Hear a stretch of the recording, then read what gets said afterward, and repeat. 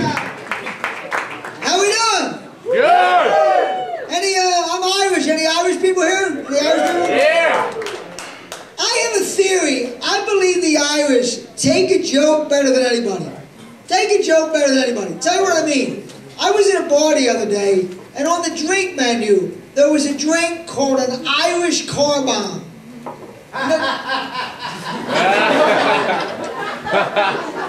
No Irish people were insulted, no Irish people were mad. I'm pretty sure if there was a drink called a Puerto Rican switchblade, people would be writing letters. If there was a drink called Black Guy Holds Up a Check Cashing Place, Al Sharpton would be marching up and down, but the Irish, they see Irish car bomb and they just think, man, that sounds fucking awesome. I gotta have 9 or 10 of them. Let me ask you a question. You ever see a guy who's really henpecked, he's really whipped, and his girlfriend is ugly? I mean, you can see a guy being whipped by a pretty woman, but by an ugly woman? That's sort of like owning a Hyundai and putting a club on the steering wheel. Like, dude, nobody's gonna take it. Relax. Have a beer. Watch a football game. It ain't going anywhere. So, somebody offered me tickets recently to a UFC event, Ultimate Fighting Championship, but I had to turn it down, you know, on account of I'm not gay. Because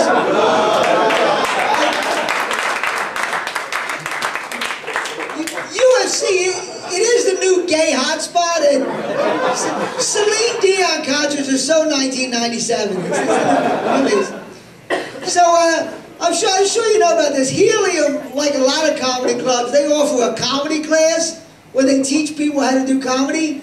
And it occurs to me that comedy class is the only school where you can get rewarded for acting like a jackass. Like if you act stupid in like law school or medical school, they throw you out. But if you do it in comedy class, they tell you, you're a douchebag. Congratulations, you have a great career ahead of you.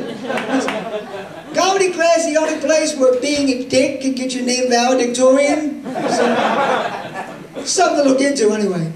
So it was in the paper last week that Steven Tyler is going to quit Aerosmith.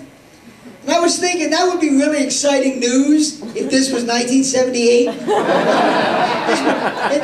If you heard that on Don Kirshner's rock concert, you'd be shocked. But now, you know, you say he's still in it? I didn't know he was still in Aerosmith.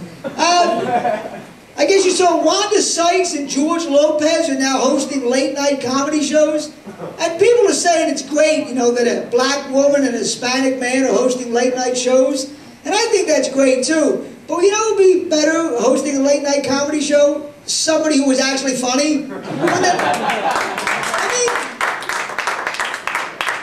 black woman and Hispanic man, that's great, but actually funny would just be the cherry on top of the ice cream. You know what I mean? I'm probably just being a nitpicking prick, I guess, maybe, but just kind of how I feel. So a friend of mine told me that he likes to go to make deposits at a sperm bank as a way of making extra money, and he told me that I should do it as a way of making extra money. And I was thinking, sperm bank, do I want to get involved with something like that?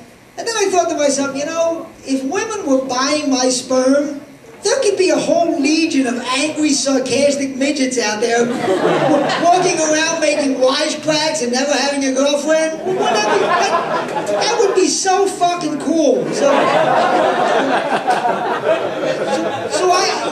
I have an appointment tomorrow at a sperm bank. I like to think I'm a giver. And real quick, a friend of mine got diagnosed with erectile dysfunction. So the doctor put his wife on medical marijuana.